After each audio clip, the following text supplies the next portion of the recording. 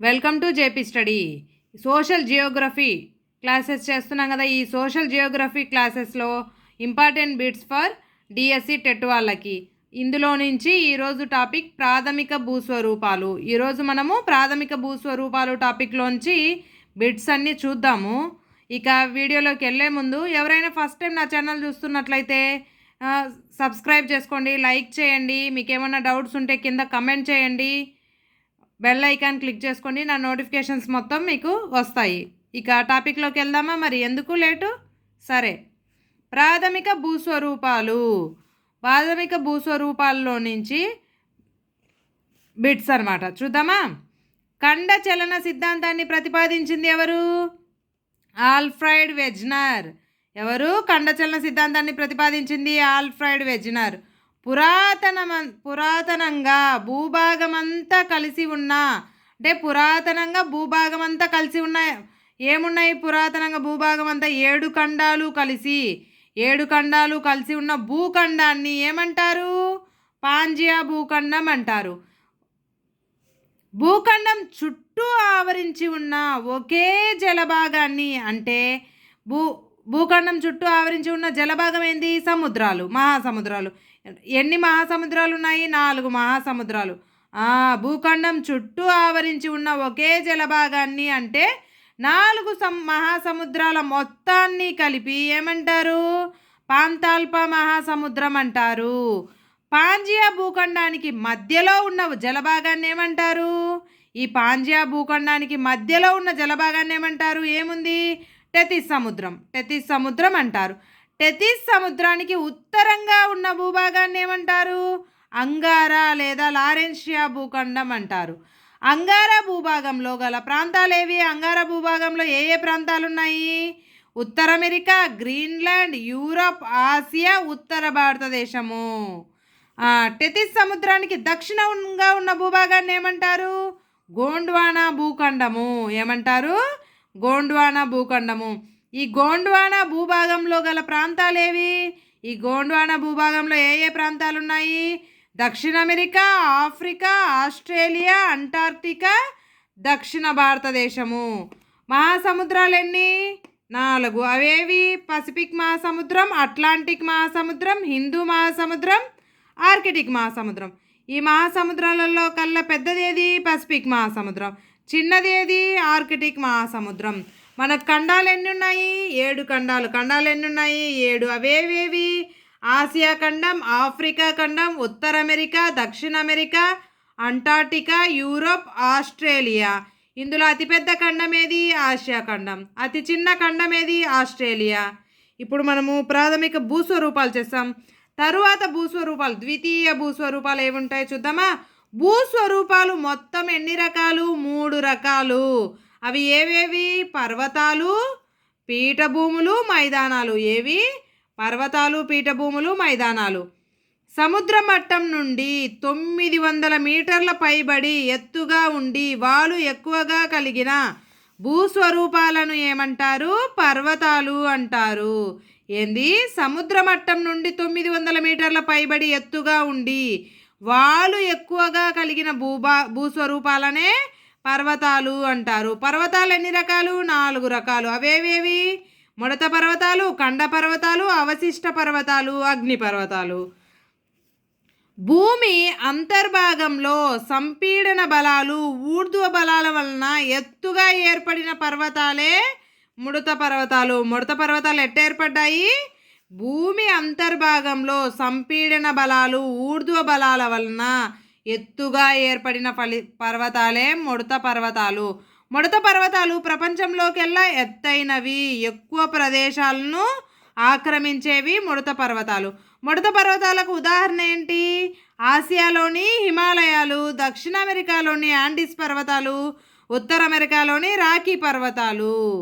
ఇక భూమి అంతర్భాగంలో విరూపకారక, అంటే విరూపకారక భూకంపాలు చర్యల వలన విశాల భూభాగం నిలువుగా చీలిపోయి మధ్య ప్రాంతం లోపలికి కుంచుకుపోవడం వలన ఏర్పడిన పర్వతాలను ఏమంటారు? ఖండ పర్వతాలు అంటారు. ఈ ఖండ పర్వతాల పైన ఉన్న భూభాగాన్ని భ్రంశోదిత శిలా విన్యాసం అని, లోపలికి కుంచుకుపోయిన భూభాగాన్ని గ్రాబెల్ అని అంటారు. ఖండ పర్వతాలు ముడత పర్వతాలంతా ఎత్తైనవి కావు. ఖండ పర్వతాలు ఎక్కువగా పీఠభూమి అంచులలో ఏర్పడతాయి. ఖండ పర్వతాలు ఎక్కడ ఏర్పడతాయి? పీఠభూమి అంచులలో. ఖండ పర్వతాలకు ఉదాహరణలేవి? ఆగ్నేయ ఆఫ్రికాలోని డ్రేకెన్స్బర్గ్, ఇండియాలో ఉన్న విద్యాసాత్పురా పర్వతాలు. ఎన్నో మిలియన్ల సంవత్సరాల క్రితం ఎంతో ఎత్తుగా ఉన్న పర్వతాలు క్రమేపీ వికోశీకరణం చెంది ఎత్తును పరిమాణాన్ని కోల్పోగా మిగిలిన పర్వతాలనే అవశిష్ట పర్వతాలు అంటారు. అవశిష్ట పర్వతాలని వేటిని అంటారు? ఎన్నో మిలియన్ల క్రితం ఎంతో ఎత్తుగా ఉన్న పర్వతాలు క్రమేపీ కాలం కొద్దీ వికోశీకరణం చెంది ఎత్తును పరిమాణాన్ని మొత్తం తగ్గించుకొని పరిమాణాన్ని కోల్పోగా మిగిలిన పర్వతాలనే అవశిష్ట పర్వతాలు అంటారు. అవశిష్ట పర్వతాలకు ఉదాహరణలేవి? మన ఇండియాలో ఉన్న ఆరావళి పర్వతాలు. భూ అంతర్భాగం నుండి లావా అనబడే శిలాద్రవం బయటకు ప్రవహించడం వల్ల ఏర్పడిన పర్వతాలను ఏమంటారు? అగ్నిపర్వతాలు అంటారు. అగ్నిపర్వతాలు ఎలా ఏర్పడతాయి? భూమి అంతర్భాగం నుంచి లావా అనబడే శిలాద్రవం బయటకు ప్రవహించడం వల్ల ఏర్పడిన పర్వతాలనే అగ్నిపర్వతాలు అంటారు. అగ్నిపర్వతాలకు ఉదాహరణలేవి? మధ్య ఆఫ్రికాలోని టాంజానియా కిలిమాంజారో, మధ్య ఆఫ్రికాలోని కిలిమాంజారో, ఇటలీలోని వెసువియస్, జపాన్లోని ఫ్యూజియామా, జపాన్లోని ఫ్యూజియామా. ఇక నెక్స్ట్ పీఠభూముల గురించి చూద్దాం. పీఠభూములు అసలు పీఠభూములని వేటినంటారు? కొద్దిపాటి మెట్ట పల్లాలతో ఇంచుమించు సమతల ఉపరితలం గల భూస్వరూపాలను పీఠభూములు అంటారు. వేటిని పీఠభూములు అంటారు? కొద్దిపాటి మెట్ట పల్లాలతో ఇంచుమించు సమతల ఉపరితల గల భూభాగాలను పీఠభూములు అంటారు. పీఠభూములను ఎన్ని రకాలుగా విభజించవచ్చు? 3 రకాలుగా: పర్వతాంతర పీఠభూమి, పర్వతపాద పీఠభూమి, ఖండాంతర పీఠభూమి. ఇక పర్వతాలచే పరివేష్టితమై ఉండి మధ్యలో ఏర్పడిన పీఠభూమిని పర్వాంతర పీఠభూమి అంటారు. ఏది? పర్వతాలచే పరివేష్టితమై ఉండి మధ్యలో ఏర్పడిన పీఠభూమిని పర్వతాంతర పీఠభూమి అంటారు. ఈ పర్వతాంతర పీఠభూమి చాలా ఎత్తులో ఉంటుంది. పర్వతాంతర పీఠభూమికి ఉదాహరణలు ఆసియాలో ఉన్న టిబెట్ పీఠభూమి, దక్షిణ అమెరికాలో ఉన్న బొలీవియా పీఠభూమి. పర్వతాలు దిగువన వాటి పాదాల వద్ద ఏర్పడిన పీఠభూములను పర్వతపాద పీఠభూములు అంటారు. పర్వతపాద పీఠభూములు ఎక్కడ ఏర్పడతాయి? పర్వతాల దిగువన పర్వతాల పాదాల వద్ద ఏర్పడిన పీఠభూములను పర్వతపాద పీఠభూములు అంటారు.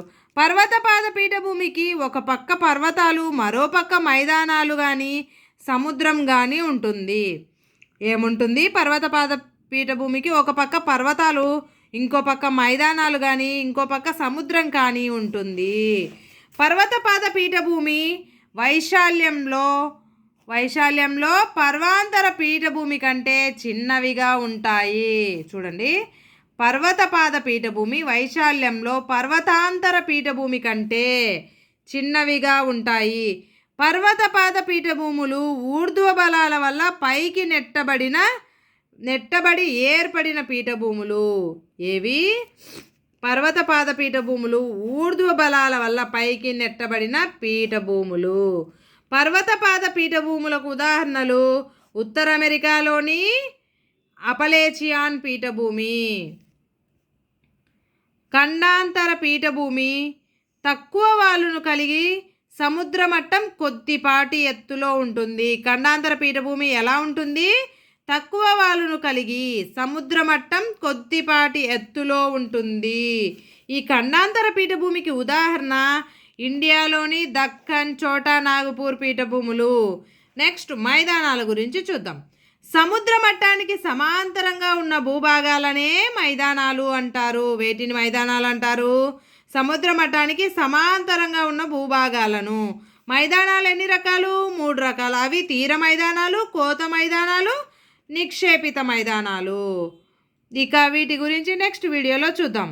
Thank you for watching. Please like, share and subscribe.